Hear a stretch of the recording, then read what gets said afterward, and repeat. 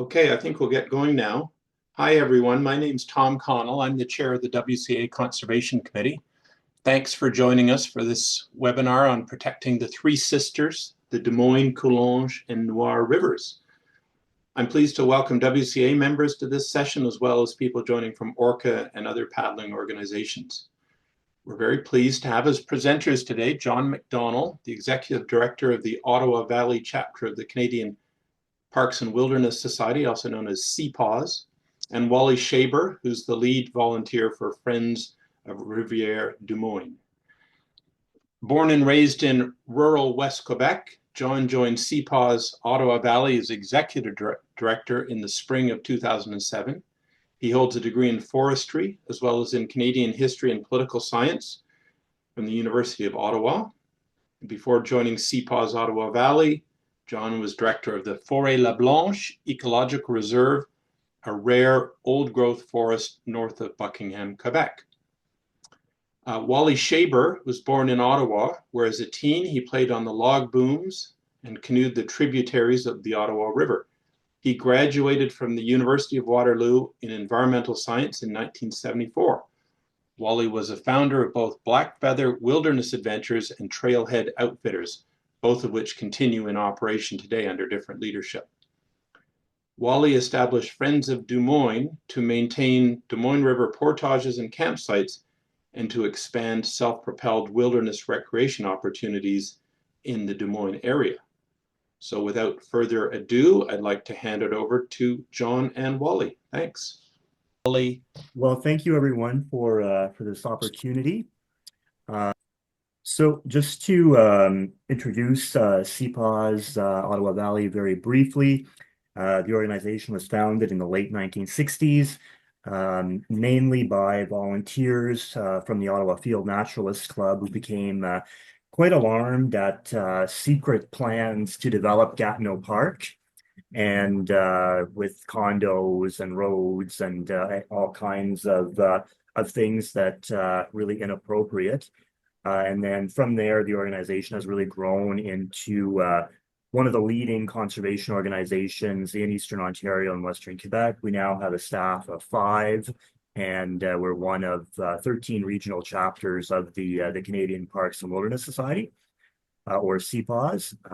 And CPAWS is really one of the only organizations as well to have a presence in virtually every province and territory. And what's unique as well is that rather than just having, a branch office in a place like Yellowknife or Whitehorse, we have a chapter with a local board, and so local decision making is really part of our model. So at CPAWS Ottawa Valley, our focus is on parks, protected areas, ensuring that existing parks are well managed, so not just establishing new parks, but really ensuring that the activities that take place in protected areas are consistent with the goal of protecting nature. We're also very keen on issues of connectivity, so ensuring that species can migrate between parks and protected areas, as well as the overall management of public lands across the watershed. As we know, the parks and protected areas on their own are not sufficient to protect biodiversity. We really need to ensure that there's a more holistic approach to conservation. And finally, we do a lot of work to connect people to nature.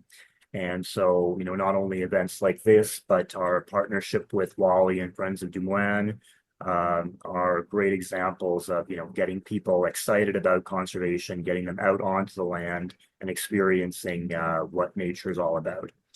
And I should say that we work on and acknowledge that we are on the traditional unceded ancestral territory of the Algonquin and Anishinaabe people. And we're very proud to work with First Nations on a number of our conservation initiatives. And so just moving into a little bit of background before we get into the specifics of the Dumoine area. So, we're often asked, well, why do we protect, why establish protected areas? Why is that important? And I think I often say, well, why not? But it's been found that parks and protected areas are really among the best ways to protect biodiversity and also halt and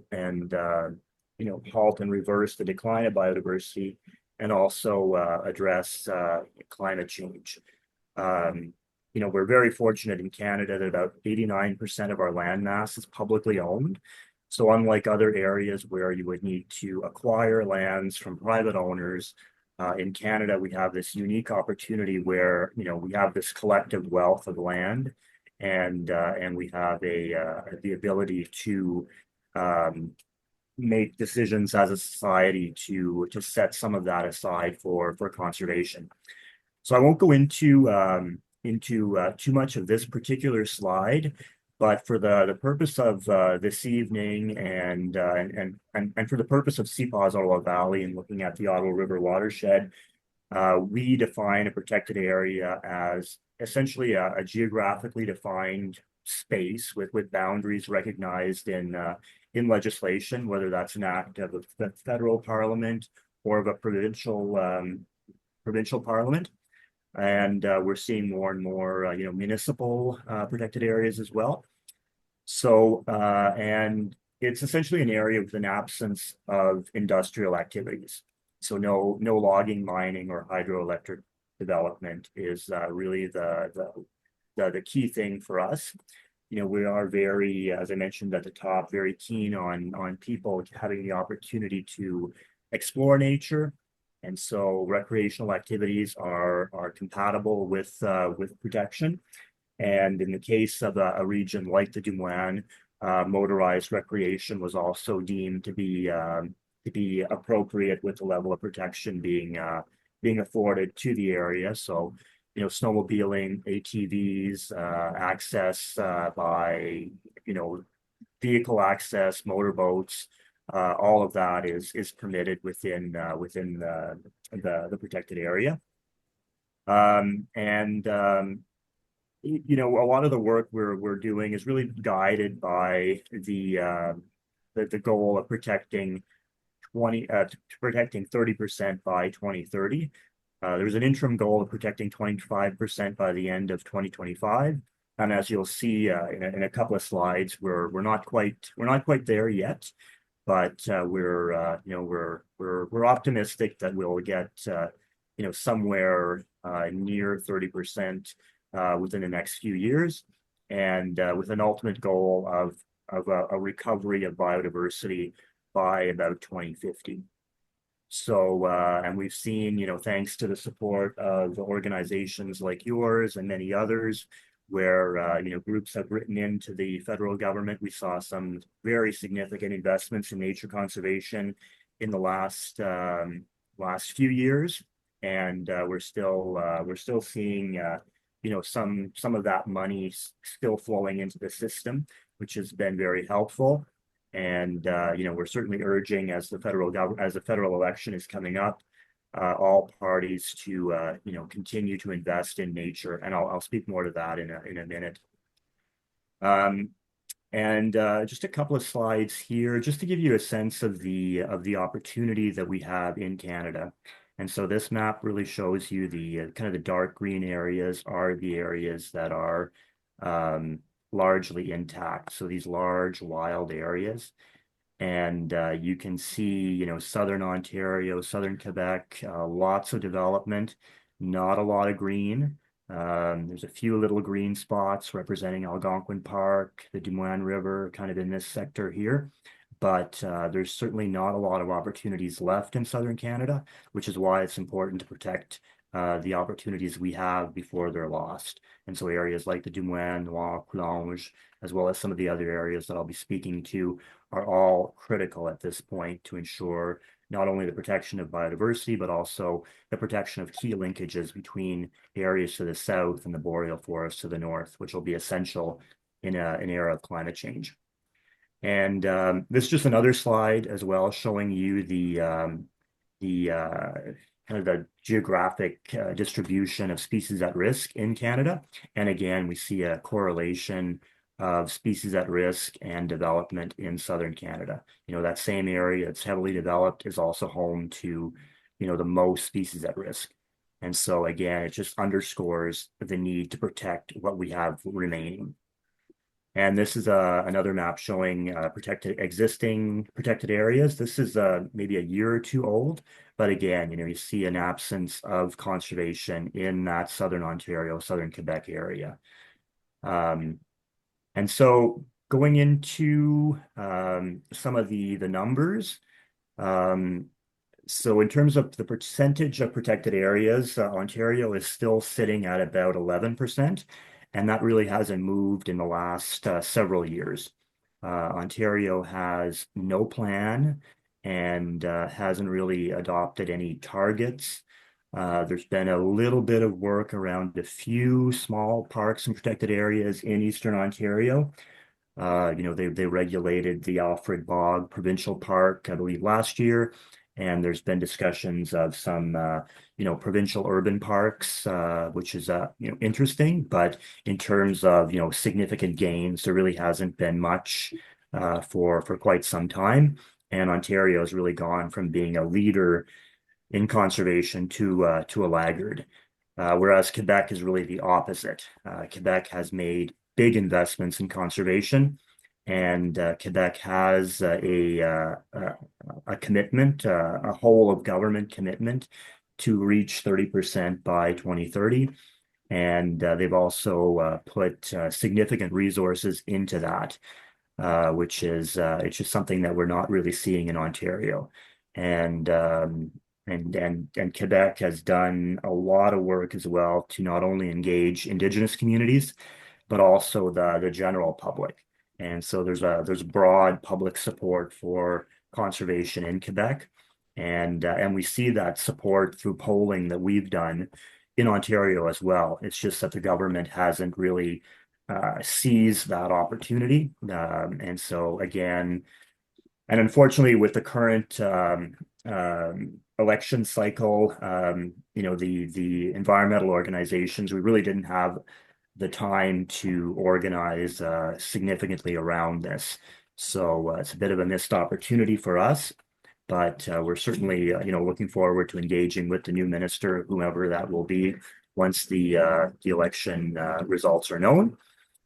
And then, as I said, nationally, we're sitting at about 13.7%. So we've had a slight increase of about 0.2% since 2022.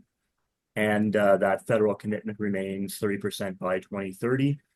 And then how do we compare, versus other countries? I mean, the global average is about 17%. But again, a lot of this is countries that self-report, and also countries which, while there are some international standards, countries are free to apply them as they see fit. And so, like certain countries are much more opaque than others, and so you have to take this figure with a grain of salt. I think Canada, we're doing relatively well, and certainly there is a plan, I think, to get to the finish line or get pretty close to it. And we know as well that protected areas contribute to the local economy, and certainly with the upcoming federal election, the focus will be on the economy. And so protected areas do provide very good jobs. They provide investment, and there's a number of estimates that have been made. For every dollar invested in conservation, between $6 to $40, depending on the metric you use, are generated in the local community. And and incidentally, in the Dumoine area, we had conversations recently with elected officials, and they were, very focused on forestry for many years. And now they're starting to see the benefit of conservation, especially with the lower Canadian dollar. The region is very attractive for tourists, and so it's nice to see that shift. That said, their protected areas in southern Quebec were stalled for quite some time. Again, there was a bit of tension between the forest industry and the provincial government in terms of moving forward with conservation. Fortunately, we've kind of moved beyond that, and there's been an openness to explore more protected areas, and I'll get into to that in a second. But again, we see a big absence in southern Quebec, the Outaouais, and so getting a little bit closer to the Three Rivers area. This is a map of the Ottawa River watershed, so the area where CPAW's Ottawa Valley primarily works. This large area here is the Dumoine River watershed. This is the Noire and Coulonge over here.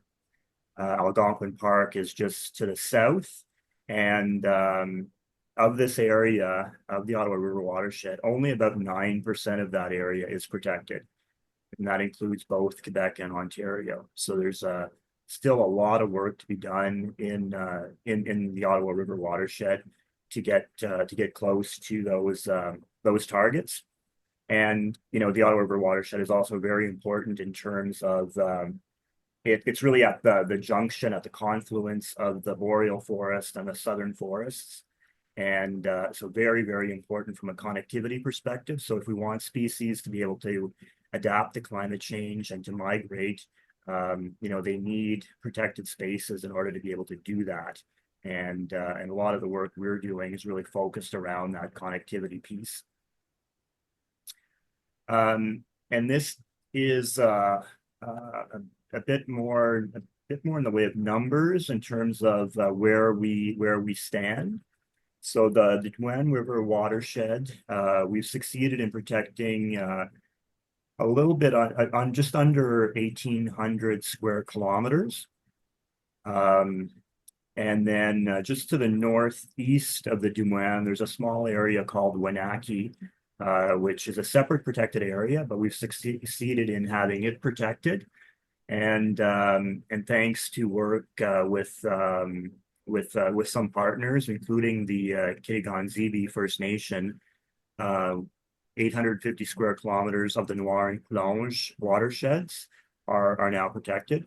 And we're working to expand the Noire and Coulonge. I mean, there's a lot of work that still needs to be done there in terms of an optimal design. This is really just the beginning.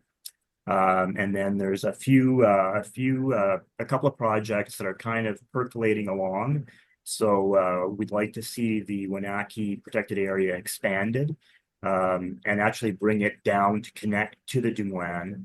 And so that is would provide us with almost 2,000 square kilometers of contiguous protection in the Dumoine and Wenatchee area. And then we're working on a crossover, essentially a connection between the Noire and the Coulonge, which would represent about 250 square kilometers. And so all of this combined is, well over 3,000 square kilometers, about half the size of Algonquin Park. So for southern Quebec, I mean, this is pretty significant. And like I said, it's really just the beginning. I think this will unlock a number of other opportunities, which we'll be pursuing in the next few years. So this is just another map to give you a sense of the current level of protection. So this is the Dumoine protected area over here, and the Noire and Coulonge are these areas here. And there's this big kind of donut hole in the middle that we'd like to see eventually filled in. And so we're looking at kind of crossover connections between the two rivers at different locations as a kind of an interim first step toward having that area filled in. And then we also have the east branch of the Coulonge over here, which is currently unprotected. And we would like to see that area protected. It's of significance to the Algonquin community. And there's also some interesting stands of old growth forest in there that have yet to be logged, as well as habitat for wood turtle and other species that are, again, culturally significant for Indigenous communities, but also very significant just from a species at risk perspective as well. Um, and Earlier this year, the government of Quebec came out with a call for proposals. They essentially invited organization community members to propose new protected areas with a view to get to 30%. And so these are the areas on the Quebec side, which we CPAWS Ottawa Valley, or at least some of them that we put in. And so again, we have the Dumoine here is kind of the anchor for a lot of this. And so we're looking at protecting the Fil-de-Grande River, which is a major tributary to the Dumoine. We'd also like to protect the North Shore, so this number 7 here, the North Shore of the Ottawa River west of the Dumoine, all the way up toward the Mattawa area and beyond. If you've ever paddled or been out on that part of the Ottawa River, I mean it's truly spectacular. It's undeveloped and it's really one of the last undeveloped sections of the Ottawa River. So we really like to see that protected, and it's also important habitat for species like the Algonquin wolf or the eastern wolf, moose, bear, um, and um, and so we're working to protect that area. And then on the east side of the Dumoine, number 12 here is the Poussière River watershed, which is a smaller river than the Fil-de-Grande, but also very, very important. It has a number of wetlands associated with it, and it provides a nice connection over toward the Noire River, which is this one here, and then further connections, like I was saying, between the Dumoine, the Noire and the Coulonge, and areas up here, which is an area called Lac Brûlé, which is of interest to the Kitigan-Zibi community. So, and then on like back over on the west side, the Kippawa River is another one of the projects that we're working on. Um, so all of these new areas would bring about another 5,000 square kilometers of protection. So again, very, very, very significant, and it's very promising. I mean, the Pontiac County has given us support for all of the projects on the Pontiac side.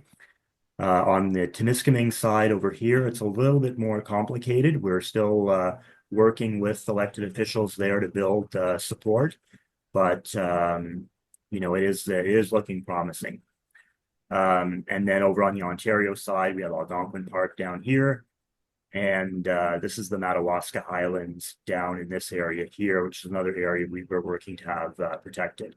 And again, you see essentially stepping stones. You have the St. Lawrence, the Adirondack State Park down here, and then Madawaska Highlands, Algonquin Park, and then this big connection up to the boreal forest. And so our vision is really to have that conservation corridor connecting through the Adirondacks, through Algonquin Park, up to the boreal forest. And then just in terms of one of our newer projects, we have an area we affectionately call the Gap, which is north of Algonquin Park. Only about 18 kilometers separate the Dumoine River Protected Area from Algonquin Park. And this is a critical area here for wildlife movement. And so before the area gets developed, we'd like to see at the very least a land use plan put in place, and looking at expanding Bissett Creek, Grand Creek, possibly creating some other new protected areas in here as well, just to ensure the ongoing viability of this connection.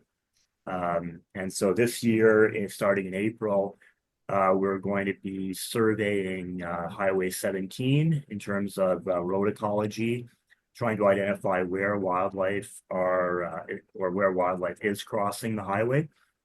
There are long-term plans to twin Highway 17 between the Ottawa area and North Bay. And so, we'd like to get ahead of that in terms of the planning, identify where those hot spots are for wildlife, and look to ensure that, when road work is being carried out, that mitigation measures are put in. So whether that's, fencing, underpasses, overpasses, signage, any range of measures. And we're also working with the Algonquin community of Pikwakanagan in Ontario to identify other conservation values in this area. And so, it's very exciting to have them on board. And we're fortunate to have received some funding from RBC and a few other funders to do this work, but it's going to be a long project, and will be there'll be some ongoing fundraising to get this to across the finish line. And then I've only got a couple of slides left. So in terms of what's next for us at CPAWS Ottawa Valley, I mean, we'll be the voice for the Dumoine, Noire, Coulonge for the long term, even after these areas are protected. We're going to be at the table. What's interesting is that in terms of the Noire and Coulonge, the government of Quebec has actually come to us and asked us to develop the management plan for these areas. Let's see who's here. So instead of the management plan Chris Mayberry by public servants based in Quebec City, it's actually going to be developed by local stakeholders, and so we'll be working with the Indigenous communities as well as with local communities to ensure that the management plan not only protects nature, but that it also reflects the aspirations of the local community in terms of that economic development piece that we were talking about around recreational tourism. And then the Kippawa River, there are some threats there in terms of a couple of power plants that are being proposed. We're still at the stage of gathering information there. And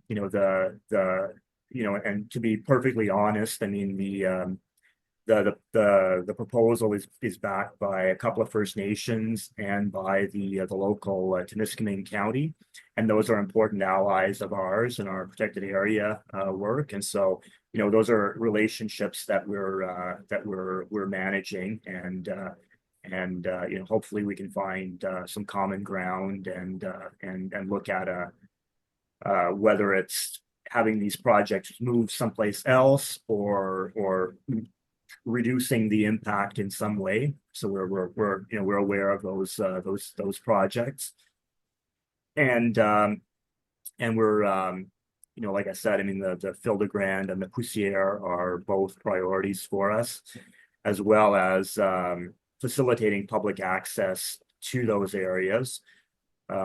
Public access within reason and respectful public access. So we're proud to support the Friends of Dumoine in the Tote Road Trail project, and CPAWS. We have programs where we take people to the Dumoine area, like our draw retreat, which takes place in beginning of August. And where we take a group of about 15 artists to an area just below the Shearway, for those of you who know the river, near the Dumoine Rod and Gun Club. They spend a week or so creating artwork inspired by the area. And it's an important awareness raiser for us, as well as a fundraiser.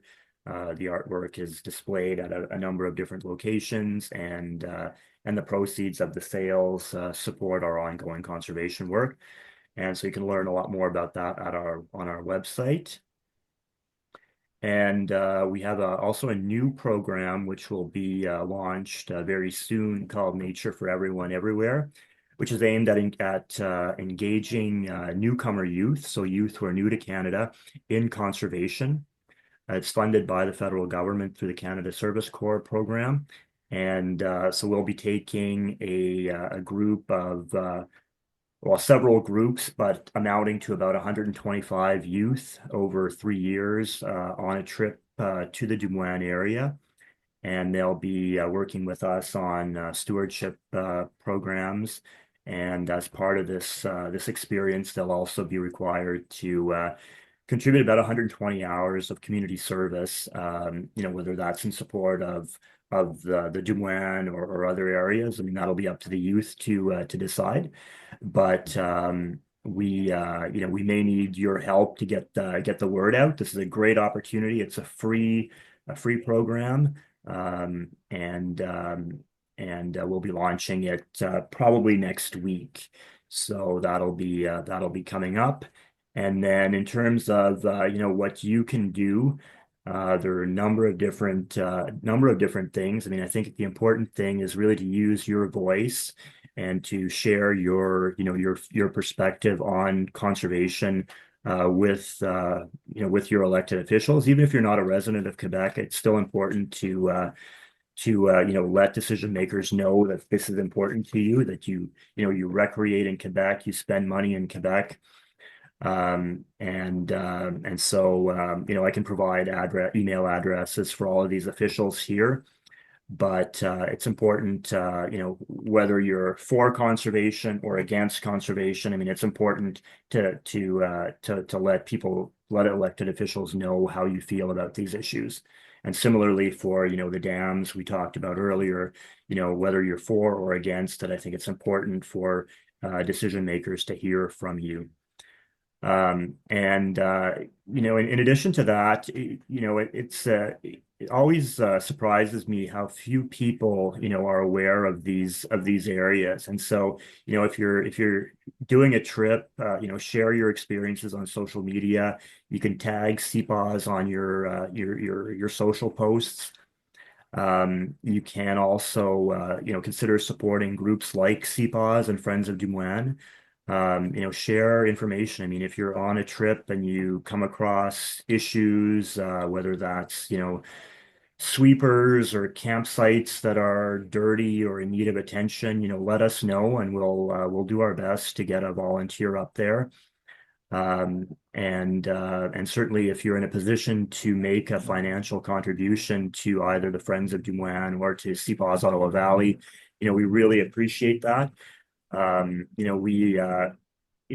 had a board member who actually just passed away last week, and he would say that we need two things at CPAWS. It's people and money, and really in that order. So we need people to advocate, we need people to speak up, but we also need the resources to do our work. And certainly if you follow CPAWS on social media, or on our newsletter, I mean, we will be engaging in the federal election, and we'll be asking for all parties to continue to invest in nature, and that by investing in nature, we're also investing in our economy. It's not one against the other. It's been proven that investments in nature are good for the bottom line. And then just quickly in terms of other things you can do, we always have a need for photos and videos for a number of different purposes. So if you have photos from trips, by all means, please consider sharing those with us. If you're familiar with applications like iNaturalist or eBird, again, these areas tend to be data deficient, so it's difficult to make decisions when there's a lack of data. So if you spot species at risk, if you spot other things of value, please let us know, or just flag them on iNaturalist or eBird. And again, like I mentioned earlier, if you see any issues, do let us know. And similarly with volunteering, there's always a need for campsite stewardship. So, if you're in a position to bring in a thunderbox, or to, help clear out a portage, take a bit of time out of your trip for things like that, that's always very much appreciated. And if you're in a position to shop locally in some of those local communities, it's important to support them.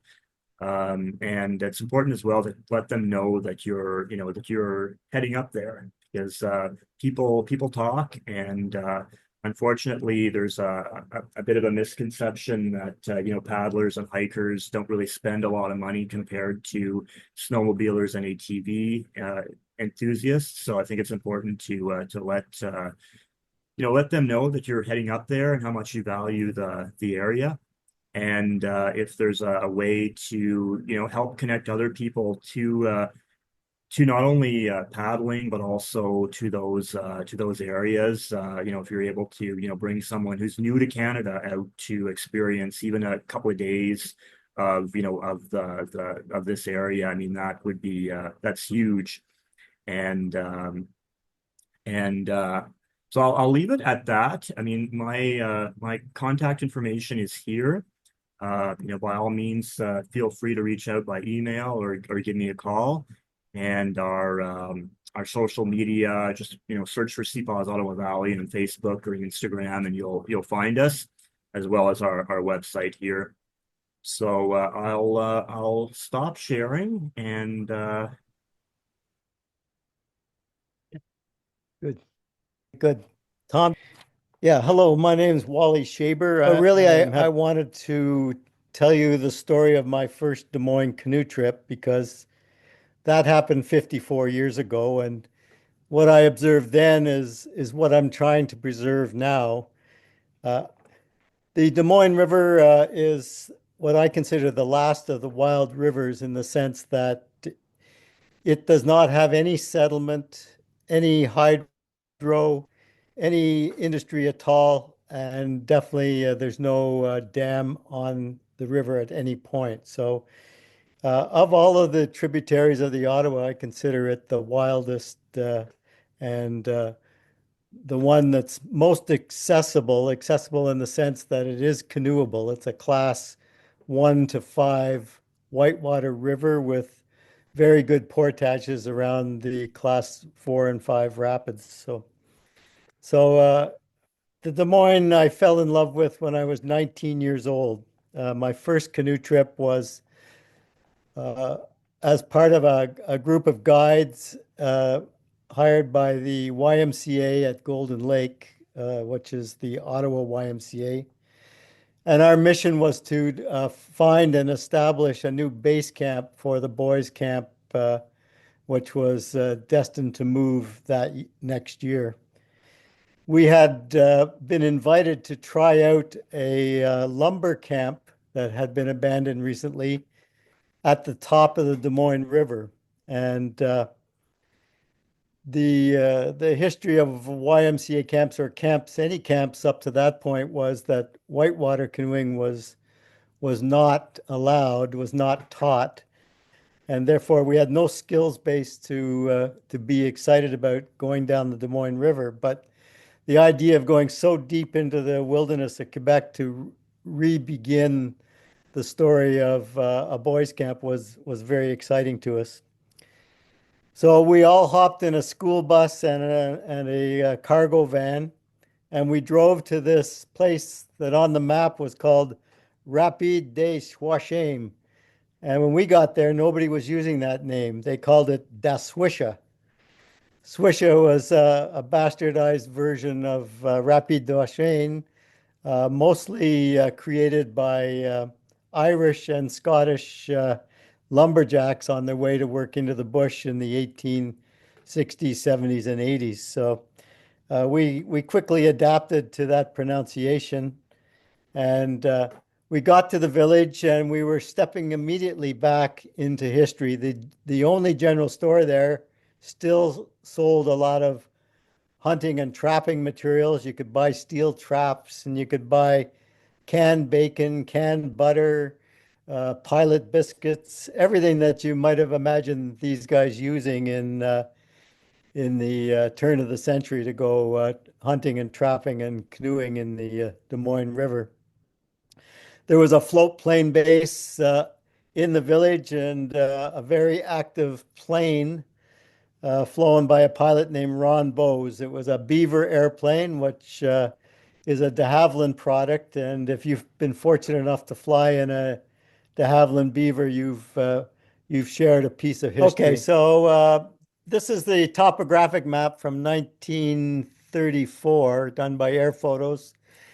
And I don't know if you can expand it for me, Tom, or not, but if you look here, you'll see there's a lake, and then land, and then the river, Ottawa River, and the Des Moines River. Today, when you go to this place, this is Driftwood Provincial Park. And this whole river, including the mouth of the Des Moines, was flooded and created a much wider river when the dam at Rapide du Chêne was built and closed off to create the headwaters. So the topography or the landscape was very different when the first settlers were coming to go up the Des Moines for the purposes of logging. So on my trip, I arrived at this village, Rapide du Chêne, and it was stepping back into history. And the access to the forest was controlled by a company named Ottawa River Fire Protection Association Limited. And this was a consortium of all of the lumber companies that cut in the Crown lands on the Quebec side of the Ottawa River.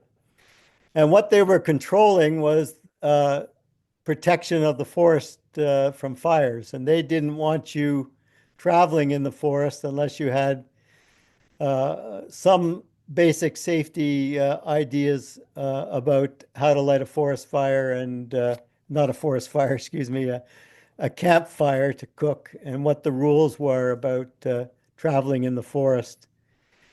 If you look at their annual reports, most of the traffic was not camping, it was berry picking at that time. So this would be 1969. Anyways, so on the road to 10 Mile Lake, which was at the headwaters where our lumber camp that we'd been gifted was, we kept on passing spectacular old log cabins along the way. And as a 19-year-old, I didn't have much interest in them, but now that I know what they stood for, I was fascinated by the opportunity to even view them. These were the old homesteads that would welcome the sleigh drivers into their homestead for the evening. These sleigh drivers would travel 10 miles a day, pulling huge loads, 2,000-pound loads with their farm horses and a simple sleigh, trying to get all these supplies up to the lumber camps on Lac Des Moines. We passed 6 of these historic stopping places on the way to 10 Mile Lake, and none of them are there today. It's unfortunate that we didn't pay more attention to history at that time. But when we finally we would pass the Des Moines Club and 6 of these old homesteads and an operating mill called Rowanton on our way up to 10 Mile Lake. When we got to 10 Mile Lake, this was an old firefighters base with all the old equipment left for us to play with, the old hoses and the old backpacking fire spray tanks to work with. And again, we weren't aware of the history that was represented by these old relics that were left. I wish I had saved a bunch of them, but we didn't. And our mission out of this base was to go and explore all of the canoe trips we could do in 2 weeks at a time in Kippawa and La Vérendrye, traveling north, east, and west. And we had a fantastic repertoire of canoe trips established at that time. And the canoe trips that we were doing, they had portages that were better than the ones in Algonquin, which was very unusual. And the reason this was so was because they also had fire towers, and the fire rangers that manned the fire towers maintained all the portages throughout Kippawa and La Vérendrye. and you could still climb these fire towers and get a view that they had uh, in all the patrols that they did for 50 years. The airplane that we passed into Swisha put all these fire towers out of business.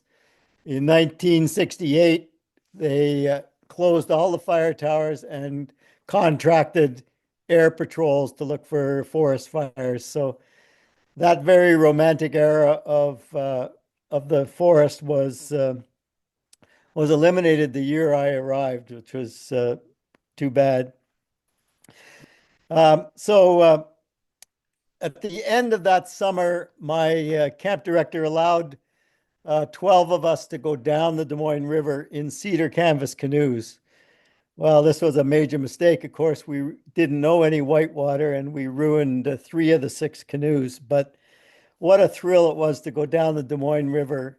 And when you went down at that time, 1969, there's just a few things I observed that you can no longer observe unless you know exactly where to live. So the first one was there was a huge depot at the bottom of Des Moines Lake. It was called Booth Depot. And this was the end of the sleigh drives of supplies that were taken into the lumber camps. It was run by J.R. Booth, and they would accept all of these supplies, which would be hay for the horses and feed for the men. And there would be a continuous train of sleigh-driven or horse-drawn sleighs going up the Des Moines all winter. There was probably 2,000 trips over the course of the winter to bring supplies into the camps. So those roads were well traveled and well beaten, and the last remains of the Des Moines J.R. Booth camp was still available to be seen. When you portaged out of Lac Des Moines into the Des Moines River, you walked across a road that was 12 feet wide and smooth. Now, why would there be such a large road? Well, this particular road was used to haul an alligator boat back and forth between Lac Des Moines and the Des Moines River. An alligator boat was a mechanical boat invented in Canada that hauled the booms of logs down the flatwater stretches of the river. The remains of these 2 alligator boats were pulled up on the shore of Lac La Forge at a campsite called Alligator Point. And you can still see little bits of those alligators as you travel down the river. We also noticed a lot of clearings that have grown up, and these were the old lumber river drive camps where the lumbermen would camp every night as they took pointer boats down the river and drove the logs down. We stopped at the Des Moines Club, which is pretty well the same as it is today, but except they were the first place that would have a telephone connection. But that telephone ran on telegraph lines, copper cables that were strung all the way through the forest from the Des Moines Club all the way down to Swisha. So they weren't very reliable. They broke down quite often because trees would fall over the lines. A little further down, we could have a meal at the mill, which was a lumber camp called Rowanton. And having a meal with a group of lumberjacks is pretty exciting.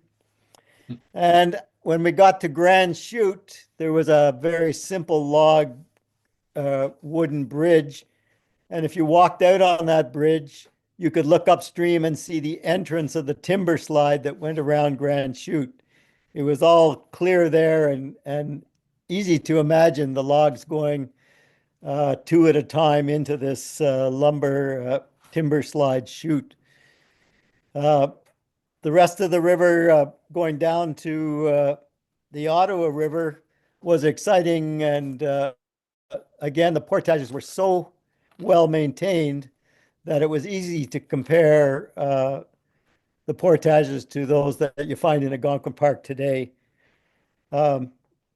When we got to the Ottawa River, you could easily see where there was a huge ring hammered into the granite rock at the mouth of the river. And on the other side of the river, there was a huge crib full of rocks.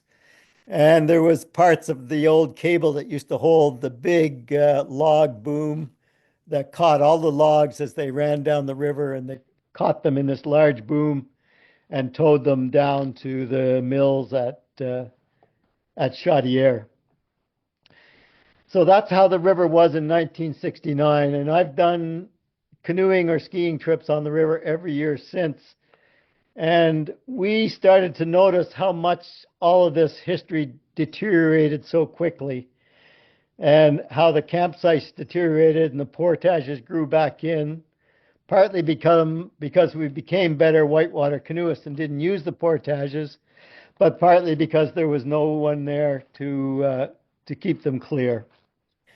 So in 2016, a group of guides and veterans of the Des Moines River got together and agreed to clear up the campsites and the portages with the intention of setting a high standard for cleanliness on the campsites, and hopefully people that followed would maintain that status. So we put a thunderbox on every campsite from Lac Des Moines to the Ottawa River, and as we did that, we cleaned up the portage trails and the campsites. And I'm happy to say that that tradition has continued, that most of the people that are canoeing the river keep the campsites in pretty good shape. There are about 1,000 people that canoe the river a year. Sounds like a lot, and it is a lot, but this is from May to October. And it's important that we organize ourselves as a group. At least we thought it was, and we know it is, because every other activity that's on the Des Moines is well organized. So there's an association for snowmobile drivers, there's an association for hunters, an association for fishers, there's an association for cabin owners, there's an association for hunting and fishing clubs, and the ZEC that runs the access routes into the Des Moines, ZEC Des Moines and ZEC Rapide. They're very oriented towards serving those customers, probably because they make their living off of those customers. But we felt it was important to create a lobby group that would speak out for self-propelled activities. So canoeing, snowshoeing, skiing, kayaking, and hiking. And we also felt it was important to try to expand those groups so that our lobby group would be as strong as the others, and we could, we could put pressure on the government and on the ZECs to recognize what values we want to have on the river. We want the wilderness preserved, the portages preserved, and the zone of interference between the other activities and ours protected. So that is the reason that we created Friends of Des Moines, first to clean up the campsites, then to expand the self-propelled and lobby for the self-propelled activities. One of the biggest ways we could think of expanding the self-propelled activity was to create a hiking trail that interpreted the history of the Des Moines. So we decided to clear an old logging road from the mouth of the Des Moines all the way up to Grand Chute. Originally, this was called a tote road. You would tote by sleigh or wagon your supplies into the lumber camps. And over the years 2019 to 2024, we did this, and this trail continues to amaze us with the history that it is revealing. This December, an opportunity came up to buy the cabin that you're looking at on the screen there right now. I say that this picture is from 1920. So the cabin doesn't look like that anymore. It's been abandoned since 1960. And there's just maybe two or three walls of it remaining. But this cabin is right at the very beginning of the tote road leading up from the Ottawa River. And we felt it was important to try to control the site and re-establish our presence there. So So a bunch of us loaned friends of Des Moines money to buy this lease, which the cabin sits on. And this spring and summer, we're going to develop the site to be a beautiful campsite. We may eventually rebuild this cabin, but we don't have that type of resources at this point. The gentleman standing, his name is Hector Milieu, and he was, for the very longest time, the forest ranger that manned this cabin, and that's his daughter sitting against the post. Okay, let's look at another slide. Fingers crossed, my.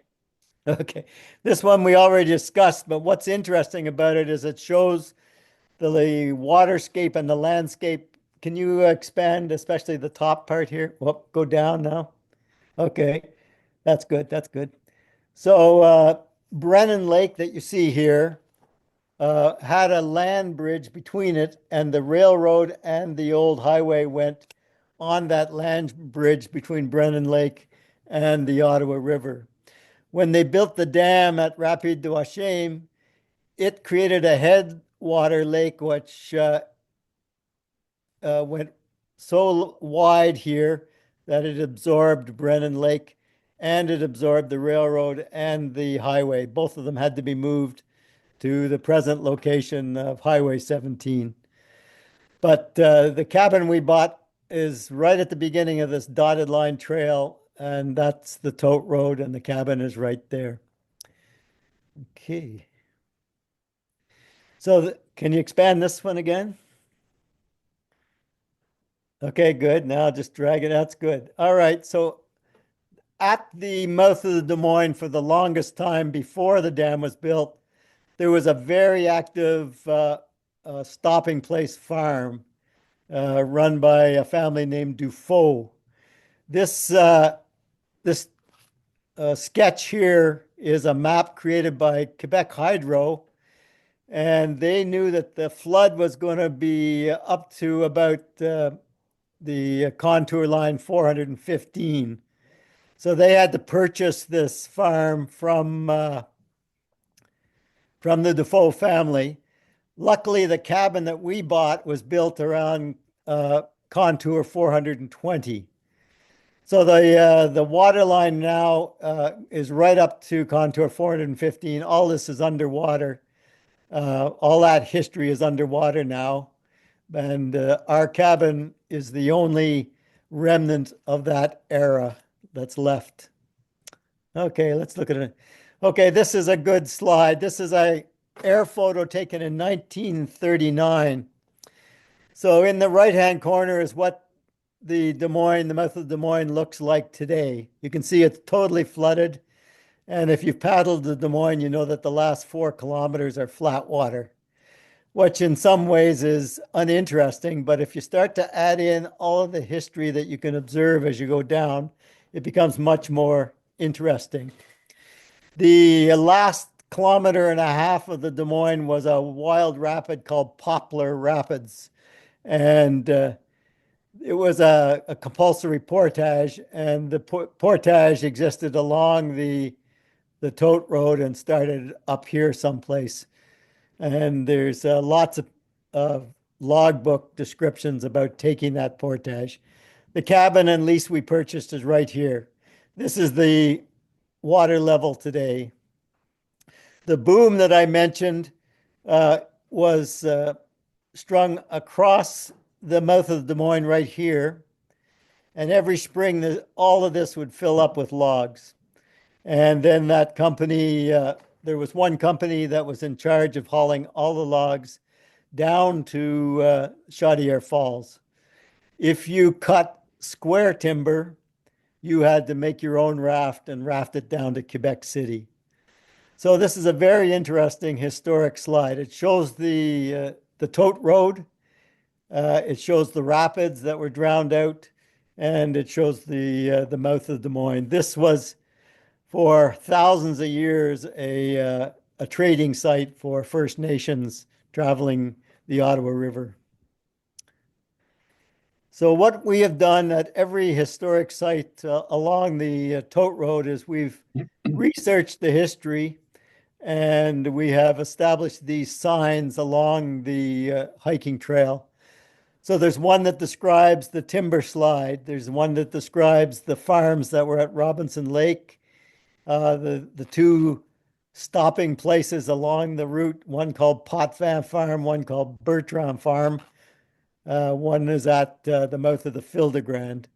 And there will be two of these created at the new lease that we have on the Ottawa River. Okay, next. Interesting fact here was that Ontario wanted their own fire tower to observe Algonquin Park. And the only fire tower ever built in Quebec by Ontario Forestry was pretty close to our cabin. Our cabin's right here, and the Stone Cliff Fire Tower is right here. Now, it was completely manned from Ontario, so people would go from Stone Cliff over, stay at a cabin, and go to the tower every day and come home every week. Our Quebec system was here, based out of here. This is the tote road that we opened up as a hiking trail. And the first fire tower for the Quebec system was this one here at the village of Rapide-Douachine. Then there was another one at the mill at Rowanton and another one at the top of the Fildegrand.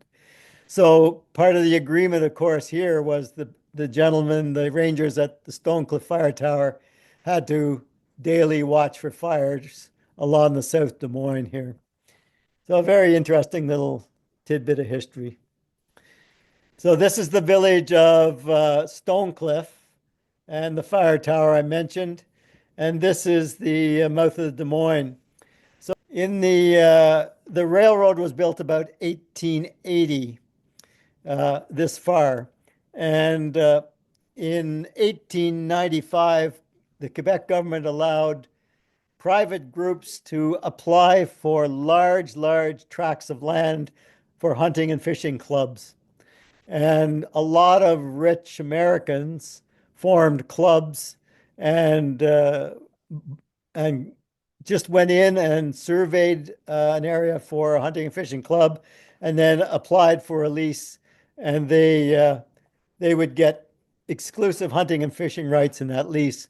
Anyways, these gentlemen would take their private train cars to Stonecliff, park them on the sidecar track, and then a horse buggy would pick them up, take them down to this ferry crossing, which was just a handcart ferry crossing, and they would pull them across to the tote road, and then they would hike into the fishing lease.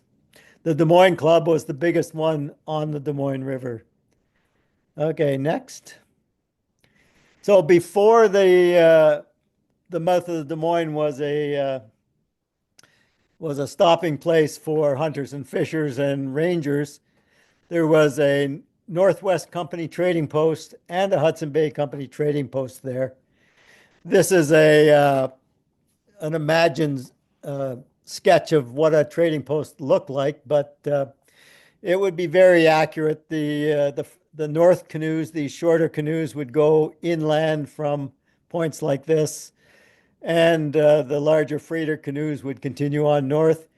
Everything was packaged up into 90-pound packages for trade, and you would have to portage 2 of those 90-pound packets to qualify as a voyageur. It was no easy task.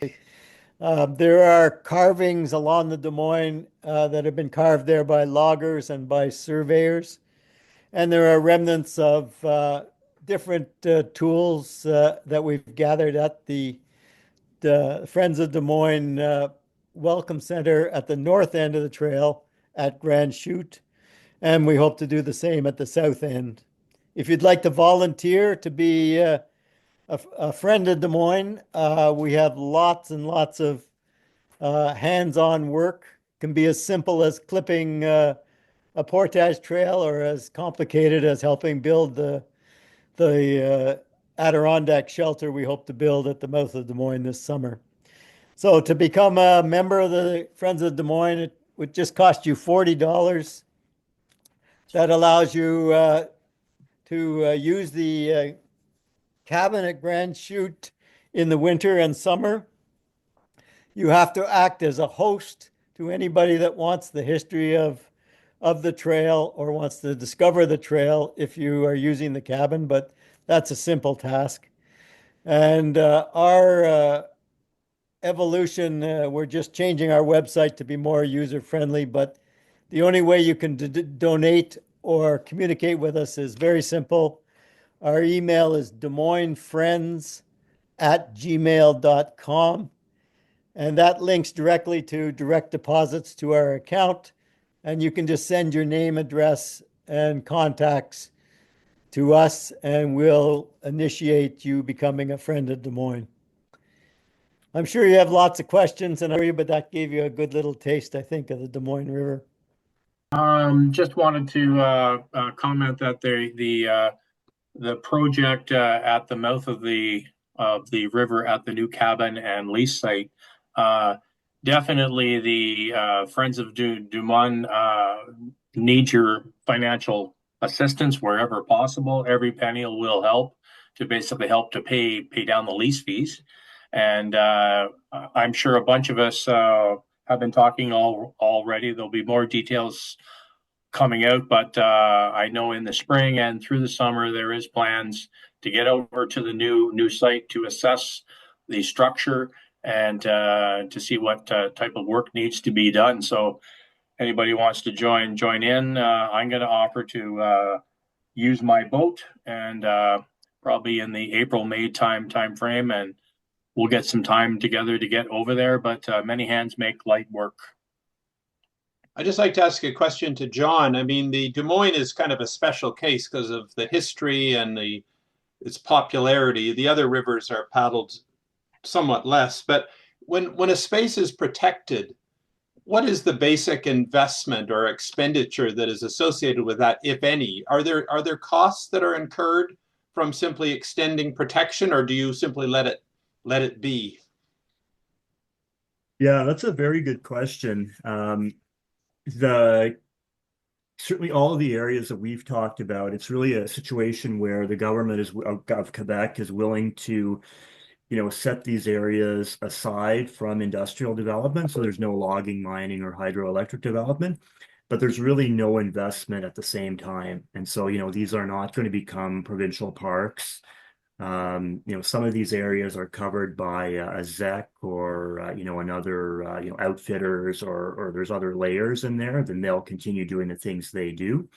But there's really no budget for any real improvements to campsites, to build trails, things like that, even signage, it's very basic.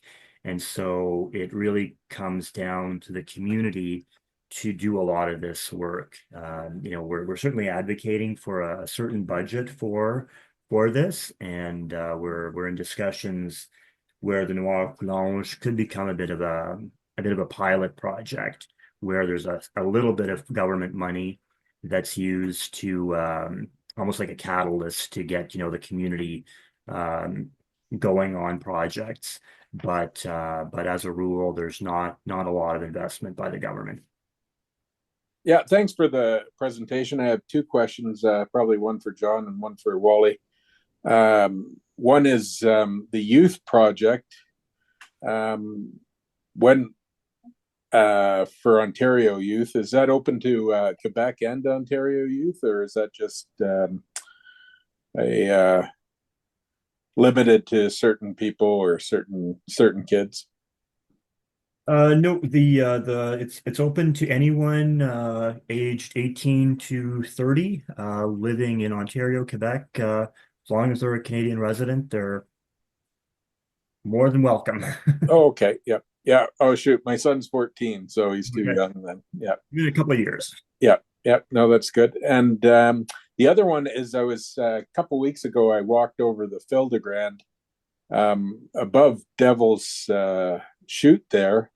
And can you paddle that river? And where would you start? Where's the headwaters for the Fil-de-Grande? The actual headwaters are way up near about 10 kilometers from Bridge Rapids, where you start the Des Moines trip. Okay, yep, yep. I But know where you mean. most people, they drive to 6 Mile Lake, which is the same road you skidooed in, I think. Yep, And they put in at 6 Mile Lake, and it's a day trip to the Des Moines and a day trip out to the Ottawa. yep. It's got some very good whitewater on it and a couple of portages that you have to do. Kayakers do it in April, May, and canoeists do it in late May till July. It gets pretty low after that. Okay, what about the autumn? Uh, if uh, if you found that it was a wet autumn, I'd say so. But Yep. we can pretty well tell you because we go over it so often. We can tell Oh, you how high the water is. oh And, yeah, that's great. Yeah, and I've got to visit that one. It looked wonderful. Yeah. can you just talk to the audience a bit? Because one thing we're really keen on is getting 4 seasons worth of activities on the Des Moines. I myself used to ski there every winter, and one of our cabins is warm enough to ski, and the other, but it's all unbroken trails. So, how was your trip? Oh, it was awesome. I lucked out because I do the constant contact for the WCA, and I saw that Ava posted a trip for the Des Moines, and thanks to Ray, Mike Lamoth, is it? Yep. And Brent, we had three guides or three fellows with snowmobiles. So all our equipment went in. We just had to. I snowshoed the others from Five Winds, I believe. They skied, and I just had a blast. I spent a day with Mike and Brent and Ray getting that horse-drawn skidder up to Bertard's cabin. So that was one day. That was a riot, and that filled our day. And then I just enjoyed walking around. My daughter's paddled it a few times, and I'd never been to the Des Moines, so I was impressed by the trails.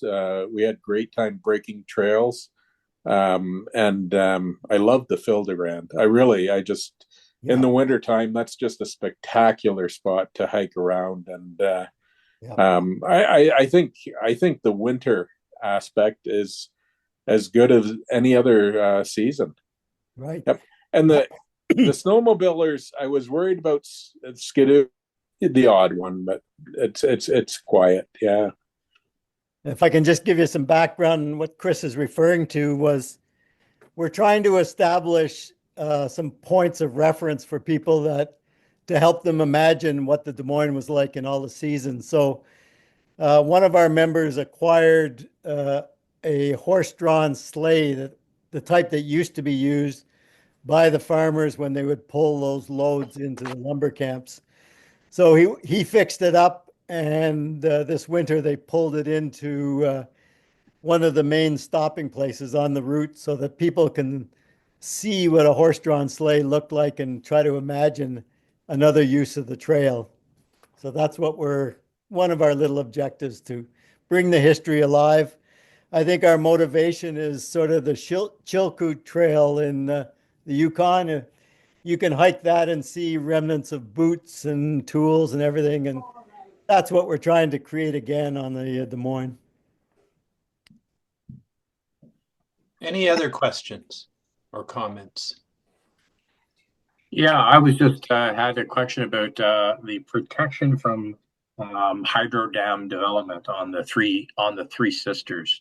Um, with the protected status, does that come with the dance? Yeah, well, in terms of the certainly no new dams would be permitted going forward. There are already dams on the Noire and Coulonge, so those would remain. But according to the legislation, no new dams would be permitted. That said, I mean, we're always very vigilant. Quebec is projecting a shortage of electricity in the future, and I wouldn't put it past them to look at reviving some of those old projects. Could see part of the Dumoine diverted out to Kippawa, or even a dam on the river. So I think, you know, as I was saying earlier, we will continue to be the eyes and ears and voice, because some of these things used to be almost, sacrosanct in the past, but now, I mean, it's things are changing. So it's not, it used to be really in perpetuity, but now I have some doubts on that. So we'll certainly need to be vigilant, but as a rule, no. There are four partners in our Friends of Des Moines Tote Road Trail project. CPAWS, of course, is our guiding light in terms of conservation efforts and nature interpretation. ZEC Des Moines has been a good partner. They are the responsible party for the Crown land, and we need their permission to build on it. And they've been pretty cooperative. I think they see the future requiring our type of recreation, because I believe hunting and fishing are pretty leveled off or shrinking. Our other partners on this is Wolf Lake First Nation, who are the original custodians of the Des Moines watershed. And we have been consulting with them all the way to understand the history as far back as their elders can tell us. And they've been a strong partner as well. So Friends of Des Moines, ZEC Des Moines, Wolf Lake First Nation, and CPAWS all share the workload here. Couple of questions. The trail that goes to Bald Eagle Cliff, it's like a side trail into the Fil-de-Grand campsite off of the main trail, was marked by a whole bunch of pink tape a year and a half ago. Has anybody done any work on that in the last year and a half? There's been hikers that have gone up, canoe hikers, and Mike Lamont and Brent walked the old ATV road that goes up beside that mountain, just to see where that went. It's on my list to get a volunteer group there. We got a canoe donated to us to make the crossing easier from the trail side to the Bald Eagle Cliff side. And we've moved that halfway, and we'll move it down to make it easier for people to cross. So that'll also make it easier for volunteers to include that in their task. Yeah. Good point, though. That's somewhere where I know that we're going this year. And if you want us to do some working on, because it was marked very well with pink tape, but it wasn't clear really a year and a half ago, if you know what I'm saying. Yep. You're okay if we just start to move, if you clear the tape, as long as you replace the tape with some sort of blaze. I wouldn't take the tape off. I would just clear the trail more. Oh yeah, sure. No, that's great. Okay. That'd be ideal. Okay. And the chat mentioned that you were talking about volunteers going into the new lease site with picnic tables in the early spring or sometime in spring. Have dates been chosen for that?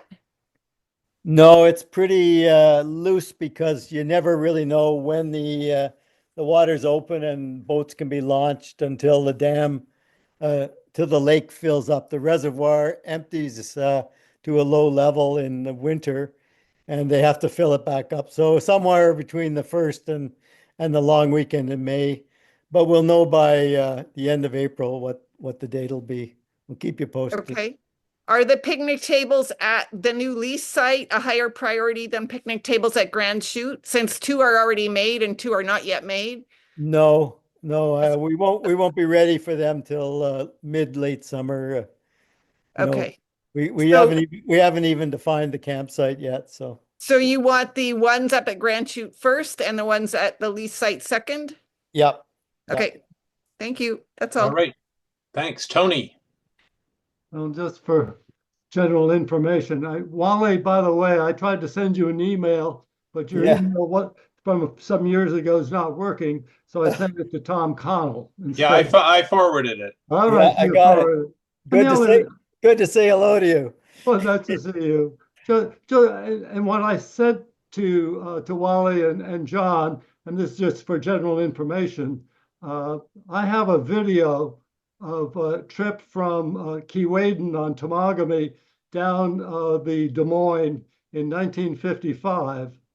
And I did the trip again in 1960 and took some winter shots at Shearwater in in March of 61. So if anybody's interested in any of that, Wally and Tom already have the link, and you're welcome to share that to anybody who wants it. Yeah, I'll just mention how important it is for you to take pictures like this, because the two pictures that were sent to me, one of them was located of a beautiful log cabin that was located as part of the Rowanton Mill site. And that cabin has since been moved to the Des Moines Club and turned into a private cabin, but you can still see that cabin at the Des Moines Club today. But that cabin goes way back to the turn of the century and was a very active post office, and it was the headquarters for the camp foreman. The other picture that Tony sent me was of all of the winter cut logs on the ice in front of the Des Moines Club.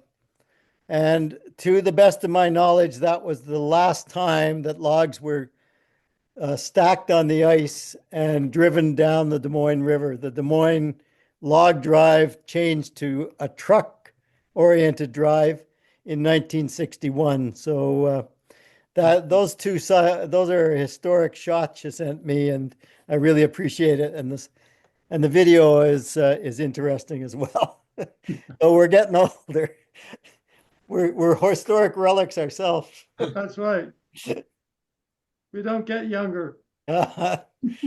Just Well, that's fantastic. It's wonderful that the history is being preserved and that the ecology and the land is being preserved. And I think I want to thank both John and Wally for highlighting really different sides of land protection and stewardship, which I think are just fundamentally important things for all of us to be concerned with, whether you're paddling down the river or not. It's just, it's so great that we have these things protected, and hopefully this spreads to other areas, and hopefully the Ontario government as well sees the light and bumps their ratio up of protection. So let me conclude there and thank everybody for joining in, and especially our speakers, and we'll look forward to a future. Oh, we do have, okay, maybe Larry, did you want to say anything as we wrap up?